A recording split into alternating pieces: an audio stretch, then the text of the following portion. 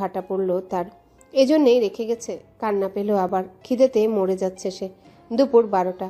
ক্যাচক্যাচ করে দরজা খুলে আবারও সেই মহিলাটা এলো খাবার হাতে করে। এসেই গালি দিয়ে বলল, মা, গতরে তোর এত জোর? সারা রাত না খাইয়া কাটাইছিস, আবার দরজা ধাক্কাইছিস। এখান থেকে বাইর কোনোদিনও হতে পারবি না, শুনে নে। আর এখন খাইয়া নে, রাইতে আর থাকতে হবে না রে তোর। দুপুর 1টার পরে বস আসবে নে, রাইতে তোদের গাড়িতে তোলা হবে। এখান থেকে ভালো জায়গা পাবি লো। কাটা দিয়ে উঠল কুয়াশার শরীরে। এই বাজে মহিলার সাথে আর কোনো কথা বলতে চাইল না। মহিলাটা হেলে দুলে কুয়াশার কাছে এসে খাবার রাখল। তৎক্ষণাৎ কুয়াশা একটা অস্বাভাবিক কাজ করে বসল। শরীরের সর্বশক্তি দিয়ে মহিলাটার বুকের উপর ঘুষি দিল, 2 হাত দিয়ে। লাগলো একদম বুকের নরম স্থানে। তখনই মহিলাটা গঙিয়ে উঠল। ভাগ্যের শব্দ বেশি হলো না গোঙানোর। আল্লাহ সহায় হচ্ছেন তার। এবার আরও একটা অস্বাভাবিক কাজ করল। মহিলাটার শরীর থেকে শাড়ির আঁচল নিয়ে মুখে পুড়ে দিয়ে তখনই আবার নিজের শরীর থেকে ওড়না খুলে মহিলাটার মুখ বেঁধে ফেলল, কোনো শব্দ করার আগেই। এবার মুখের বাধার ফলে মহিলাটা আরই কথা বলতে পারল না, শুধু করল।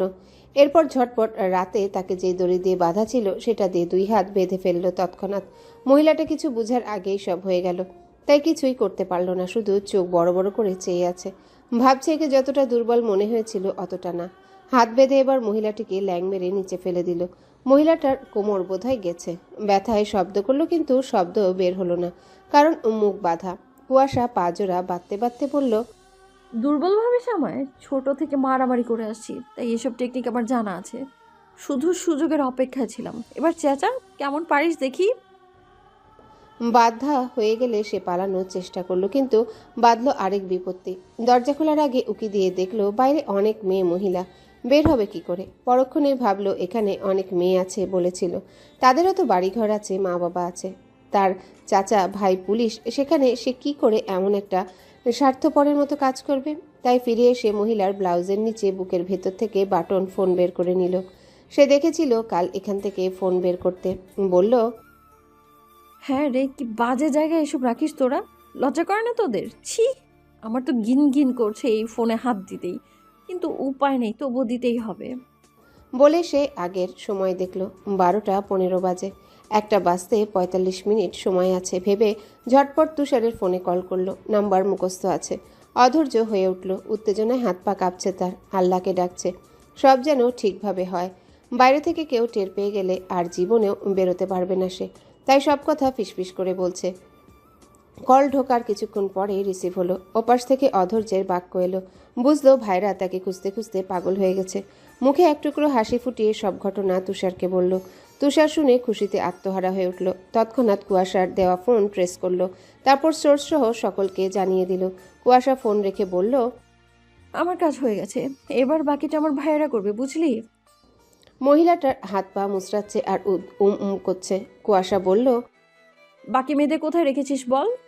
আমি তো এখানে কারো কোনো সন্ধান পাচ্ছি না। আদৌ কি এখানে কোনো মেয়ে আছে? আমাকে মিথ্যা বলেছিস? বলে আরও একটা অস্বাভাবিক কাজ করলো। মহিলাটার গালে একটা শব্দহীন কিল বসিয়ে দিল। বলল, ওকে আমার বাজে কথা বলেছিস না, সেটার শোধ নিলাম। মহিলাটার ব্যথায় চোখে পানি এসে গেল। ফ্যালফ্যাল করে তাকিয়ে রইল শুধু। দুপুর 12টা বেজে পার। 24 ঘন্টা পার হয়ে যাচ্ছিল, তবুও বোনকে তুষার পাচ্ছিল না। অবস্থা তাদের বেহাল। জাহিদ মালিথাও চলে এসেছেন 10টার দিকে। তিনি কয়েকটা পুলিশ ফোর্স নিয়ে পুলিশের গাড়িতে এসেছেন। তুষার সব বলাতে আর 1 মিনিটও অপেক্ষা করল না। লোকেশনে যেখানে দেখাচ্ছে খোকসার গড়ায় নদীর তীরে অবস্থিত জানিপুর পুরাতন বাজার, যেখানে পতিতালয়। বাজার ঘেঁষে গড়ে উঠেছে পতিতালয়টি। সেটা শহর থেকে 45 মিনিটের পথ। এই লোকেশন পেয়ে সকলের ভয় আরও ঢুকে গেছে মনে। কিডন্যাপ করে পতিতালয়ে নিয়ে রাখবে এটা মাথাতেই আসেনি কারোর। কতটা চালাক হলে পতিতালয়ে রেখে সেখান থেকে পাচার করতে পারে। পতিতালয়ে যে পুলিশের আনাগোনা নেই, এটা তারা বুঝে শুনে এইভাবেই কাজ চালায়। এদিকে আরেক বিপদ এসে হানা দিয়েছে। আধা ঘন্টার পর 3টা পুরুষ এসে ঘর ধাক্কিয়ে ভেঙে ফেলেছে। একটা মহিলাও এতক্ষণে এখানে পা রাখেনি, কিন্তু পুরুষ। কুয়াশার হাত পা কাঁপা শুরু করলো। ভয়ে কুঁকড়ে গেছে। বিদঘুটে দেখতে লোকগুলো। আল্লাহকে ডাকতে ডাকতে বলল, ভাইয়ারা এখনো এলো না কেন? আর কতক্ষণ? কুয়াশা ভয়ে অজ্ঞান হবার জোগাড়। সব দেখে মাথায় রক্ত চেপে উঠেছে লোক তিনটার। এগিয়ে গিয়ে কুয়াশাকে একজন বিশ্রী ভাষায় গালি দিয়ে থাপ্পড় দিল। ঠোঁট কেটে গেল। ব্যথায় কেঁদে দিল মেয়েটা। এনে পর্যন্ত কোনো শারীরিক অত্যাচার করেনি। মহিলাটাকে খুলে দেওয়া হলো। মহিলা মুখ খোলা পেয়ে সব কাহিনী গড়গড় করে বলে দিল। সব শুনে আরও মারল কুয়াশাকে লোকগুলো। তৎক্ষণাৎ মহিলাটার ফোন থেকে সিম খুলে ফেললো একজন। তারা চিন্তায় পড়লো এখন কি করা উচিত। এতক্ষণে এখানে ঠিকানা পেয়ে গেছে, বলা বলি করলো। এখন আপাতত এখান থেকে বের হতে হবে। রাত পর্যন্ত এখানে থাকা যাবে না, অন্য জায়গা থেকে ঢাকায় রওনা দিবে বলে নিয়ে একজনকে বলল, এই অজ্ঞান কর সব কয়রারে, করে সব কয়রার গাড়িতে তোর। শুনে কুয়াশার মন চাইল মাটির মধ্যে ঢুকে নিজেকে রক্ষা করতে। আশার ক্ষীণ আলো দিয়েও সেটা নিভে গেল। কিন্তু এদিকে লোকগুলোর বলতে দেরি হলো। তৎক্ষণাৎ পুলিশের গাড়ির হর্ন কানে আসতে দেরি হলো না। সর্বনাশ! মিনিটের মাঝে পুলিশ ভরে গেল। খুঁজে কুয়াশাকে বের করলো, কারণ এটা গোলকধাঁধার মতো বস্তি। কিসের মধ্যে কি দিয়ে বানানো বোঝা বড় মুশকিল। তুষার সকলকে ধরে বের করে আনার নির্দেশ দিল এবং সেখানকার লোক তিনটাকে ধরে নিয়ে তুষারদের সামনে নিয়ে যাওয়া হলো। জিজ্ঞাসাবাদ করে জানতে পারলো তাদের বস ঢাকায় আছে, আজই বিদেশে চলে যেতে চেয়েছিল।